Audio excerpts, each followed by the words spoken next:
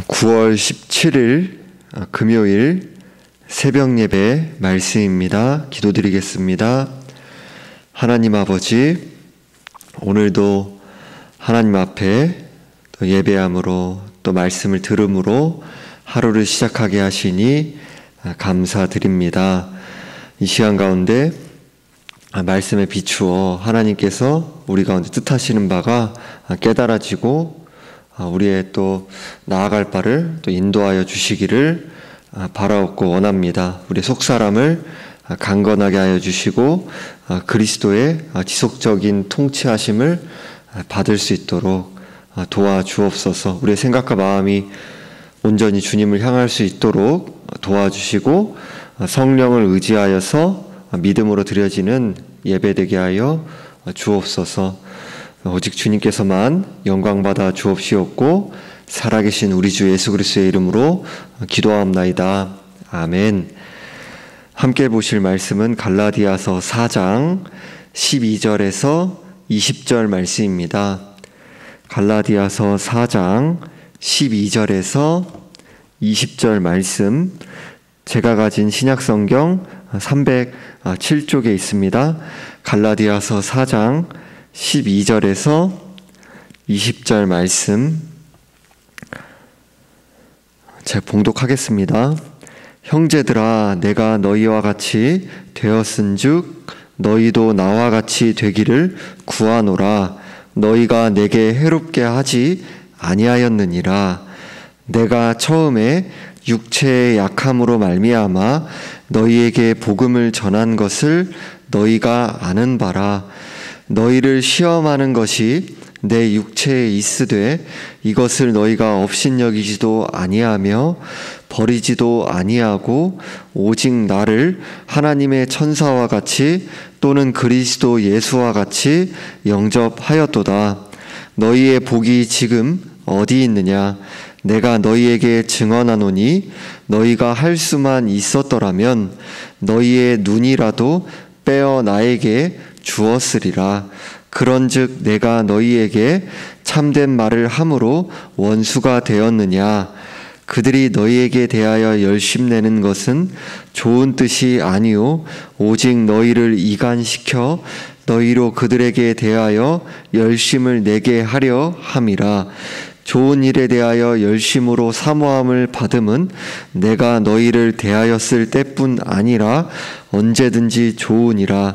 나의 자녀들아, 너희 속에 그리스도의 형상을 이루기까지 다시 너희를 위하여 해산하는 수고를 하노니 내가 이제라도 너희와 함께 있어 내 언성을 높이려 함은 너희에 대하여 의혹이 있음이라. 아멘. 오늘 본문 서두에서 바울은 갈라디아 교인들을 향하여 형제들아 라고 부릅니다.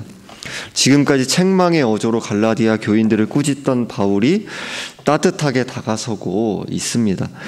너희도 나와 같이 되기를 구하노라 라고 합니다. 복음의 길에서 벗어나려 하는 갈라디아 교인들을 포기하지 않는 바울의 마음을 보여줍니다.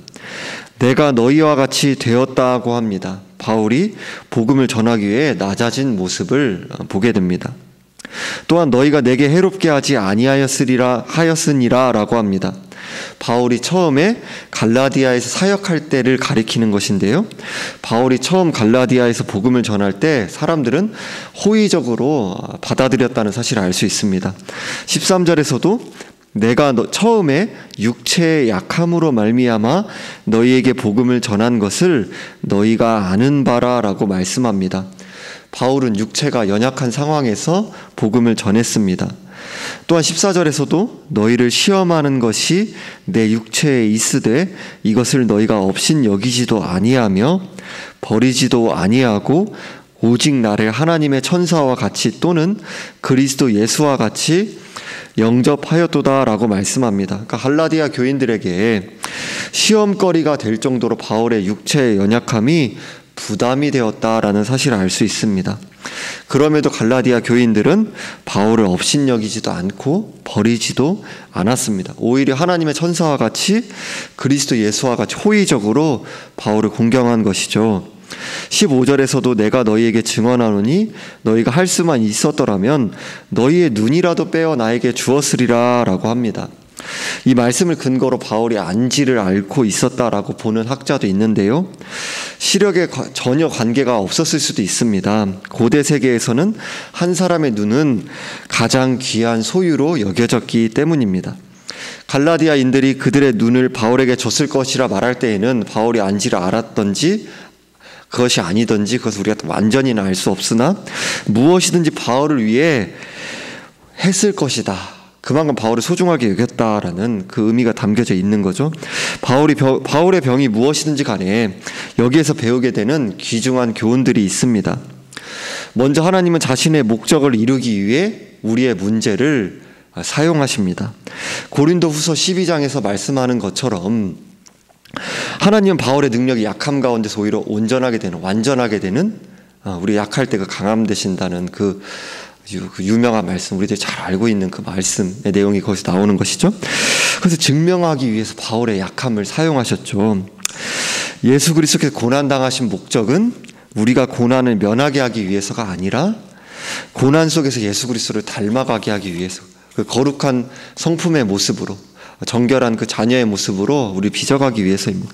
우리의 치밀한 행동과 목표가 이루어지는 그 방법을 통해서 하나님께서 역사하시는 경우가 물론 있죠. 우리가 어떤 일을 계획하는 것 그 자체가 잘못된 것은 아니잖아요. 하나님 앞에 지혜를 구하고 계획하고 또 일을 하나하나 진행해 나가는 그 자체가 잘못되었다고 볼 수 없고 정당한 것이지만, 그럼에도 우리가 우리의 계획과 목표가 무산되는 것을 너무나 많이 경험하게 되지 않습니까?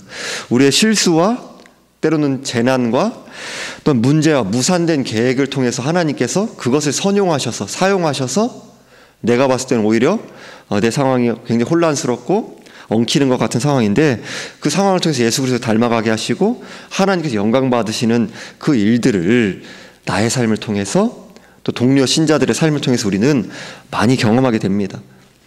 그러니까 그러므로 삶의 어려움에 대해 불평하는 것은 어떤 이익도 주지 못한다라는 것을 우리들이 발견하게 됩니다. 하나님께서 모든 상황을 알고 계시고 우리의 시험을 통해서도 하나님 그 자신의 영광을 위해서, 하나님께 스스로 자신의 영광을 위하여서 합력하여 선을 이루셔서 그 모든 것을 하나님의 영광을 위해 선용하신다라는 사실을 우리는 알 수 있습니다. 그러니까 아까 말씀드린 것처럼 오히려 내가 바라는 대로 계획이 이루어져서 그것을 통해서도 하나님께 영광 받으시는 경우가 있지만, 우리들은 훨씬 더 내가 바라던 뜻과 계획이 좌절되고 내가 생각지도 못했던 그 방향과 길로 인도함을 받으면서 그 길 가운데서 실제로 문제가 해결되지 않을 수도 있어요. 내가 바라는 그런 결과가 나타나지 않을 수 있어요. 그럼에도 불구하고 그런 과정과 방법과 그 모든 것을 합력하여 손으로 인도하셔서 하나님 자신의 영광을 위해서 사용하신다라는 것을 우리들은 주변에서, 나의 삶 속에서 많이 발견하게 됩니다. 또 바울의 연약함과 관련된 두 번째 교훈은 어떻게 하나님의 말씀을 받아야 하는가라는 것을 우리에게 가르쳐 줍니다. 바울이 가진 질병이 무엇이든지 간에 보기 흉하고 시각적으로 역겹게 보였을 수가 있어요. 그러니까 이제 부담이 되는 거예요. 너에게 시험이 된다라고 하는 것은 가벼운 질병 정도가 아니라는 거죠. 이들에게는 얼마든지 바울을 이제 부담스러워할 수 있는 그런 상황이라는 것을 우리가 알 수 있는 거죠. 바울이 가진 질병은 실제로 갈라디아인들에게 시험거리였습니다. 고대의 그리스인들은 병과 장애에 대해서 신들을 화나게 하거나 악마의 영향을 받은 것이다, 이렇게 여겼어요. 갈라디아인들이 자신을 업신여기지 않았다고 바울이 말하는 것은 이런 당시의 문화 속에서 심한 질병과 장애가 악마에게 의해서 생긴 것이다 라고 여기던 당시 사람들의 문화와 가치관 속에서, 또 그런 사람들에게서 그냥 그렇게만 여기는 것이 아니라 그 조롱과 멸시 속에서 침을 뱉곤 했습니다. 침을 뱉곤. 그럴 정도로 그런 심한 질병과 장애를 가진 이들에 대해서 이것은 신의 그 분노를 산 것이다, 악마의 영향을 받은 것이다, 이런 상황 속에서 갈라디아인들 오히려 바울을 거절하지 않고 환대했다라는 것을 보여줍니다. 단지 바울이 인간적으로 사랑하는 것을 넘어서 하나님의 말씀을 사랑했기 때문입니다. 이 사실은 목회자가 최우선적으로 집중해야 될 사역이 무엇인가, 물론 다른 부분도 가볍게 여겨서는 안 되겠고, 그런 부분 가운데서 인격 가운데 그리스도를 닮아가고, 또 이제 그런 목회자로서 구비해야 되는 그런 신앙과 어떤 그 실력과 이런 부분에 있어서도 정진해 나가야겠지만, 그럼에도 말씀 사역이 이제 최우선이다라는 것을 보여줍니다. 목회자는 말씀을 바르게 하는 일에 최선을 다해야 하고요. 성도들은 선포되는 말씀이 성경 본문에 분명하게 근거된다면 또 이제 그것이 내 마음에 부담을 준다 한다 하더라도 이제 그리스도의 권위로 받아야 한다라는 사실을 보여줍니다. 그런데 안타깝게도 15절의 상반절에서는 너희의 복이 지금 어디 있느냐라고 묻습니다. 바울은 전에는 갈라디아 교회가 이제 복된 교회였지만 이제는 비참한 교회가 되었다라는 사실을 말하고 있습니다. 갈라디아 교회가 비참한 교회가 된 이유에 대해서 16절에서 그런즉 내가 너희에게 참된 말을 함으로 원수가 되었느냐라고 합니다. 그러니까 바울이 갈라디아 교인들에게 참된 복음을 전하고 그들을 고통스럽게 핵심을 찌르는 진리를 이제 말하자, 그렇게 꾸짖자 갈라디아 교인들이 복음을 거부하고 바울을 대적과 같이 여겼다라는 사실을 보여줍니다. 이어서 바울은 17절에서 그들이 너희에게 대하여 열심내는 것은 좋은 뜻이 아니요라고 합니다. 그러니까 바울은 갈라디아 교인들에게 거짓 교사들의 열심에 대해서 말하고 있습니다. 종종 외면에 의해서 내면이 정당화되는 경우가 있죠. 내면이 불건전한다 하더라도, 그 진리에서 벗어났다 한다 하더라도 열정적인 외면 때문에 거절되지 않는 경우를 우리 수없이 경험하면서 살아가게 되잖아요. 그렇죠? 또 이제 우리나라의 물론 여기 이제 우리나라의 상황이 아니지만 우리나라의 그 문화 속에서도 저 사람 열정 있다, 저 사람 뭔가 그 가운데서 열심히 있다, 이제 그러면은 그 가운데서 중심도 그러할 거야. 아니면은 그 가운데서 왜곡된 방법이나 그 상황이나 그 모든 것이 정당화되는 것을 우리들이 경험하며 살아가지 않습니까? 근데 그것이 정당화될 수 없는 거죠. 방향 없는 열심 자체가 선이 될 수는 없는 거죠. 우리가 그것은 분명히 마음에 새겨야 되는 거죠. 또한 오직 너희를 이간시켜 너희로 그들에게 대하여 열심을 내게 하려 함이라. 그러니까 이간질하는 방법을 통해 자신들에게 종속되는 사람, 내 사람을 만들어야 하는 이제 거짓 교사들의 행위를 보여주죠. 우리 또한 자신을 살펴야 합니다. 내가 나의 관심이 진정 그리스도께 있는지, 그분이 영광 받으시는 것에 있는지를 돌아봐야 합니다. 그런지 아니면 나의 탐심, 나의 나라와 나의 왕국을 건설해 나가는 것, 나의 탐욕에 향하고 있는지를 돌아보아야 하는 것이죠. 18절에서 좋은 일에 대하여 열심으로 사모함을 받음은 내가 너희를 대하였을 때뿐 아니라 언제든지 좋으니라라고 합니다. 여기에서 좋은 것에라는 말씀에는 단순히 착한 일을 가리키는 것이 아니라 영적 올바름을 가리킵니다. 말씀을 따르는 것을 가리키죠. 열심히 바른 것인가 아닌가를 구분할 수 있는 것은 말씀에 근거한 영적 올바름이다라는 사실을 가르쳐줍니다. 또한 내가 너희를 대하였을 때뿐 아니라 언제든지라는 말씀에서 알 수 있는 것처럼 바울이 영적 지도자 아닙니까? 영적 지도자 또는 윗사람이 보든지 안 보든지 우리도 하나님 앞에서 살아가는 존재다라는 것을 기억하면서 그렇게 우리 인생 가운데 진실함과 신실함으로 나아가야 한다라는 사실을 가르쳐 줍니다. 이어서 바울은 19절에서 영적 부모와 같은 마음으로 갈라디아 교인들에게 호소합니다. 나의 자녀들아, 너희 속에 그리스도의 형상을 이루기까지 다시 너희를 위하여 해산하는 수고를 하노니. 그 해산의 고통은 인간이 당할 수 있는 그 고통 중에 가장 강한 고통 중에 하나다, 이렇게 말씀을 드릴 수 있죠. 또한 해산은 이제 생명을 낳는 겁니다. 바울은 갈라디아 교회를 회복시키기 위해서 해산의 수고를 감수하겠다. 그러니까 이 해산의 수고를 한다는 데서는 결국에는 피와 땀을 흘릴 수밖에 없는 것이고 그 가운데서 이제 고난을 감수할 수밖에 없는 거죠. 갈라디아 교인들 속에 그리스도의 형상이 이루어지기를 바라고 있습니다. 그리스도께서 사람 안에 형상을 이룬다라는 말씀은 이제 구원의 완성을 이제 궁극적으로 가리킵니다. 구원의 완성은 사람의 속에 사탄의 형상이 사라지고 그리스도의 형상이 자리 잡는 것입니다. 거짓 교사들은 갈라디아 교인들을 자신의 추종자로 삼으려고 했어요. 바울은 사람들이 자신에게 의존하지 않고 그리스도만을 의지하기를 원했습니다. 진통 중인 산모는 이제 아기가 나와서 독립체로 살아가기를 바라는 마음이 이제 어미라면 당연히 이제 부모람이 있죠.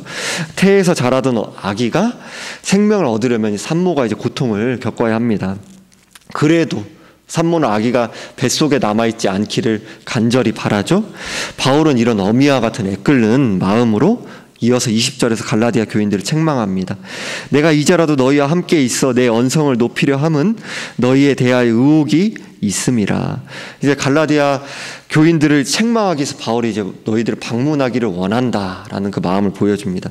그래서 언성을 높이려 한다라는 말씀은 이제 원문에서 바꾸려 한다라는 그 표현인데요. 이제 비판과 의혹에서 나오는 냉정하고 차가운 목소리를 이제 가리킵니다. 이제 너희들이 그렇게 복음 진리에서 벗어나 있기 때문에 내가 너희들의 내 어조를 바꾸려 한다라는 것입니다. 바울은 갈라디아 교인들의 속에 그리스도의 형상을 이루기까지를 간절히 바라는 마음으로 사역에 임하고 이들을 권면했습니다. 그 신자들 속에 그리스도 형상이 이루어지는 것, 결국에는 그것이 궁극적으로 구원의 완성을 가리키지만 그 완성까지는 그 과정이 있죠. 우리들이 그리스도 장성한 분량으로 그리스도를 닮아서 가는 그 과정을 포함하고 있는 거죠. 신자들의 삶에 그리스도가 나타나는 것입니다. 그리스도께서 마음을 주장하시고 그리스도로 만족하고 그리스도로 기뻐하며 또 소망하며 오직 그리스도께 영광을 돌리는 것, 그리스도의 지속적인 다스림을 받는 것을 이제 가리킵니다. 바울은 그리스도의 형상을 갈라디아 교인 속에 이루기까지를 바라는 목표와 그런 방법으로 섬겼습니다. 그 중심으로 섬긴 거죠. 거기서부터 목표가 나오고 방법이 나오는 거죠. 그리스도가 우리 안에 온전히 이루어지는 것. 거짓 교사들은 추종자들에게 영광을 얻으려 했지만 바울은 그리스도께 영광을 돌리기를 원했습니다. 바울은 거짓 교사들과 달리 갈라디아 교인들이 듣고 싶은 말만 한 것이 아닌 것입니다. 그래서 갈라디아 교인들에게 반감을 사고 원수와 같이 여김을 받았다라고 합니다. 오직 그리스도 형상이 나와 상대방에게 이루기를 바라는 그 참된 중심은, 참된 복음 사역은 우리를 사람들에게서 인정받고 칭송받으려고 하는 그런 잘못된 마음에서 우리를 해방시킵니다. 그래서 우리를 사랑하는 사람에게 분노를 살 줄 알면서도 잘못을 지적할 수 있습니다. 이기적인 내 사랑, 내 자기 사랑의 마음에만 가득하다면 지금 그냥 좋은 게 좋은 거지 그냥 이렇게 할 수 있겠지만, 진정으로 상대를 위한다면 그를 위해서 기도하고 또 오랫동안 고민하고 끙끙끙끙 이제 주님 앞에서 그 씨름하는 마음을 가지고 사랑의 마음으로 진리를 말할 수밖에 없는 이제 것이죠. 이제 오직 이제 상대방에게 진정으로 그리스도 형상이 이루기를 바라는 그 참된 중심은 조작과 가식과 아첨이 아니라 이제 진솔한 사랑에 근거한 진리로 나타납니다. 명목상의 그리스도인이 아니라 나와 이제 우리 주님의 몸된 교회가 그리스도 형상이 이루어지기까지를 바라는 그 중심으로, 그 소망하는 중심으로 진리를 따라 함께 빚어져가는 우리가 되기를 소원합니다. 기도하겠습니다. 하나님 아버지, 오늘 바울이 마치 영적 부모의 마음을 영적 그 어미와 같은 표현을 사용하며 너희 속에 그리스도의 형상을 이루기까지 해산하는 그 수고를 감수하려 한다라는 그 말씀을 함께 살펴보게 하심에 감사드립니다. 이를 통해 우리들의 중심이 오직 그리스도를 향하여야 한다는 그 진리의 그 핵심을 다시 한번 밝히 드러내시니 감사드립니다. 우리들이 오직 그리스도에게로 우리들의 마음과 중심이 향할 수 있도록 도와주시고, 나만 신앙생활을 잘하는 것으로 신앙생활이 오직 개인주의적으로 이렇게 나아가는 이 세태 속에서 그것이 아니라 오직 참된 그 그리스도인의 그 삶은 나와 주님의 몸된 교회, 우리 영적인 공동체가 함께 그리스도께서 우리의 심령 가운데 이루어지는 것, 그 그리스도 형상이 나타나는 것, 오직 그것을 갈망하는 마음으로 함께 격려하고 또 권면하고 함께 또 용서하고 또 잘못했을 때 회개하며, 그렇게 우리 안에서 주님께서 주님의 그 열심으로 성령께서 분투하시기까지 죄를 깨닫게 하시고 또 회개하게 하시며 빚어가신다는 그 소망과 그 약속의 말씀을 붙듦으로 나뿐 아니라 함께 가는 그 우리들의 그 동료 신자들이 함께 그 그리스도를 향한 그 중심으로 나아갈 수 있도록 서로를 위해 기도하고 또 서로를 품어주고 서로를 위해 또 권면하고 격려하는 그러한 우리 교회 될 수 있도록 도와주옵소서.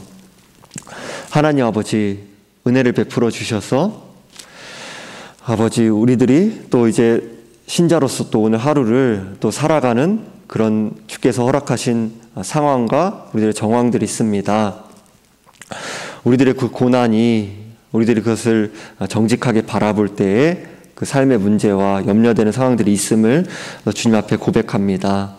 참으로 쉽지 않고 우리의 삶을 끊임없이 압박하지만 그 가운데서 주님께서 나의 계획과 방법, 내 생각과 뜻을 넘어서 오히려 내 약함을 통해서도 어떤 질병의 고통, 내가 겪고 있는 그런 여러 그 문제와 그 씨름하는 상황을 통해서도 오히려 하나님 자신의 영광을 위하여서 그것을 선용하신다는 것을 또 우리들이 그 신뢰할 수 있는 믿음과 그 용기를, 영적인 분별력을 허락하여 주시기를 바라고 원합니다. 우리들이 오직 그리스도를 믿음으로 자신을 위하는 존재에서 우리들이 해방되어 하나님을 위하여 그 이웃을 위하여 살아갈 수 있는 은혜를 주심에 감사드립니다. 그러함으로써 우리들이 참으로 내가 바라는 그 뜻과 방법대로 그 인도함 받지 않을 수 있지만 그것이 결국엔 주님의 나라를 위하여서, 주의 영광을 위하여서, 이웃을 위하여서 쓰이고 그 영광된 일에 우리들이 참여하게 되었다는 그 기쁨과 감사로